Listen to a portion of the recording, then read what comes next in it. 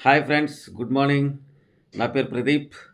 So 14th వీక్‌కి సంబంధించి Thursday morning voting results చూద్దాం. సో చాలా కన్‌ఫ్యూజన్‌గా ఉంది ఏదేమైనా గానీ. సో ఏ సీజన్‌లో గూడా జరగనటువంటి మ్యాజిక్కులు, జిమ్మిక్కులు జరుగుతున్నాయి. కారణం ఏందంటే పీఆర్ టీమ్‌లు. సో మరి fifth I think fifth season నుంచి ఈ పీఆర్ టీమ్‌లో ఒరవడైతే స్టార్ట్ అయిందనే అనుకుంటున్నా. ఇప్పుడు ఎయిత్ సీజన్‌కొచ్చేసరికి ఇది మరీ ఎక్కువైపోయింది. అసలు సినిమా ప్రమోషన్స్ కూడా జరగవేమో! అలాంటి స్థాయికి తీసుకెళ్ళిపోయారు పీఆర్ టీమ్‌లు.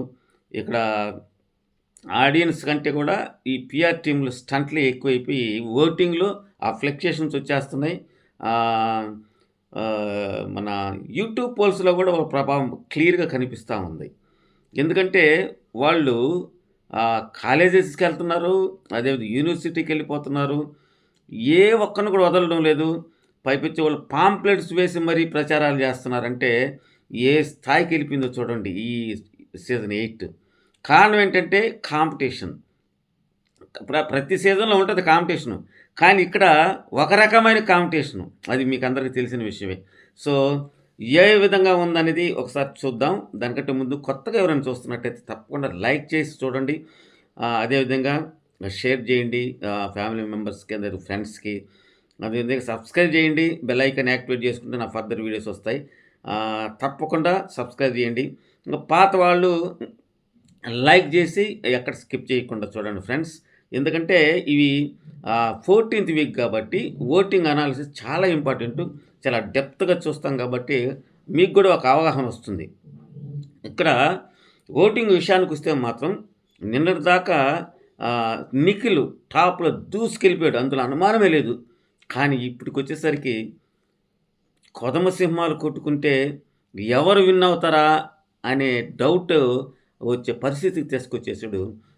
గౌతమ్ ఫ్యాన్స్ అయితే తీసుకొచ్చారు. మొత్తానికైతే దగ్గరకొచ్చేసాడనమాట.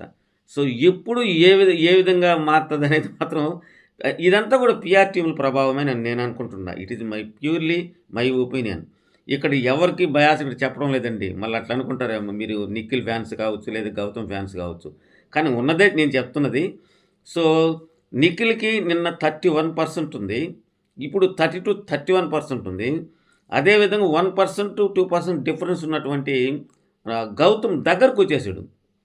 సమ్ ఓట్లు మాత్రమే తేడా ఉంది. దరిదాపు ఇద్దరు కూడా ఒకే రేంజ్‌లో వచ్చేసారు. సో, రేపటి దాకా టైం ఉంది కాబట్టి ఇంకా ఏమైనా మారుతదా? ఇంకా ఈ పీఆర్ టీమ్ స్టంట్లు ఎంతవరకెళ్తాయి? సో, మరీ దారుణమైన పరిస్థితికి తీసుకెళ్ళిపోయారు. ఎందుకంటే అసలైనటువంటి ఆడియన్స్ ఎవరైతే కనెక్ట్ అయ్యారో వాళ్ళ ఓట్లకి వాల్యూ లేకుండా పోయిందేమో అనిపించింది నాకు. సో, మీకేమనిపించిందో కామెంట్ సెక్షన్‌లో రాయండి. మొత్తానికైతే ఫస్ట్, సెకండ్ ప్లేస్‌లో కొద్ది ఓట్లతోనైనా నిఖిల్ ఫస్ట్‌లో ఉన్నాడు.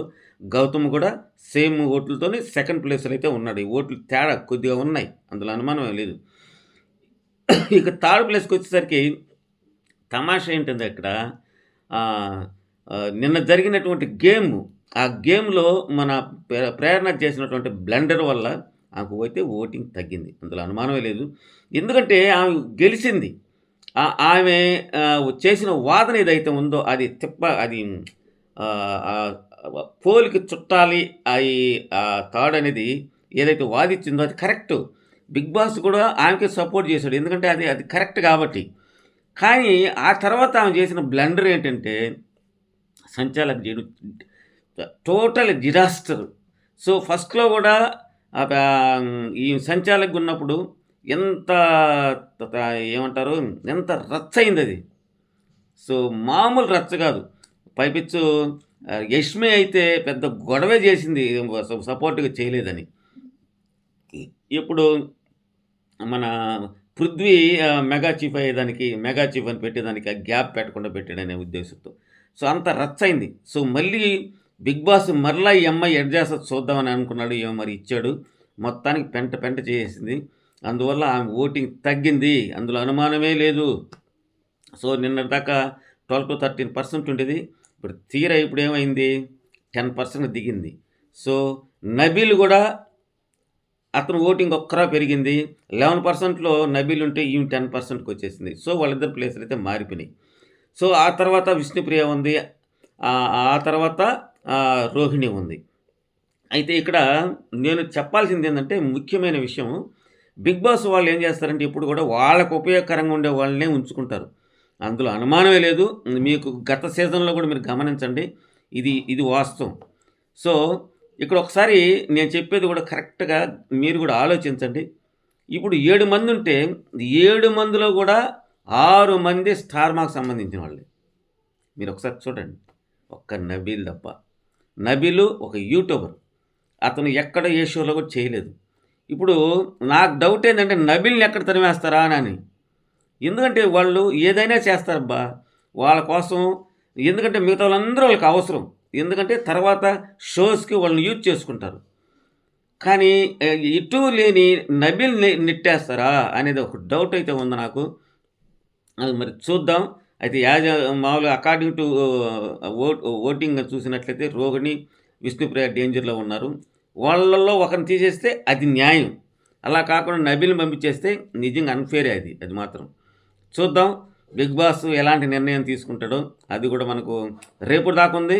మీకిష్టమైన కంటెస్టెంట్‌కి తప్పకుండా హాట్‌స్టార్‌లో ఓట్లేయండి. అదేవిధంగా మిస్డ్ కాల్స్ ఇవ్వండి. ఇక్కడ మరొక విషయం ఏంటంటే మిస్డ్ కాల్స్ చాలా తక్కువ పడుతున్నాయనేది తెలుస్తున్నటువంటి సమాచారం. మిస్డ్ కాల్స్ తక్కువ. ఎందుకంటే ఇప్పుడు 3 రాష్ట్రాల నుంచి పడుతున్నాయి కాబట్టి హాట్‌స్టార్ ఓపెన్ చేసేస్తున్నారు గానీ మిస్డ్ కాల్స్ వేయడం లేదనేది ఒక రూమర్. రూమర్ కూడా కాదు, నిజమని తెలుస్తుంది. సో, అక్కడ దెబ్బేస్తది ఫస్ట్ ప్లేస్ వాళ్ళకి. అదేవిధంగా ఎలిమినేషన్ అయ్యే పరిస్థితిలో ఉన్న వాళ్ళకి కూడా దెబ్బ పడుతుంది. సో, ఖచ్చితంగా మీరు హాట్‌స్టార్‌లో వేసుకొని అదేవిధంగా మిస్డ్ కాల్స్ కూడా చేసుకుంటేనే మీ కంటెస్టెంట్ టాప్ 6లో ఉండేదానికి అవకాశం ఉంటది. సో, ఇది ఇప్పటిదాకా ఉన్నటువంటి అప్డేట్ ఫ్రెండ్స్. ఇప్పుడు కూడా ఎవరైనా లైక్ చెప్తే ప్లీజ్ లైక్ చేయండి.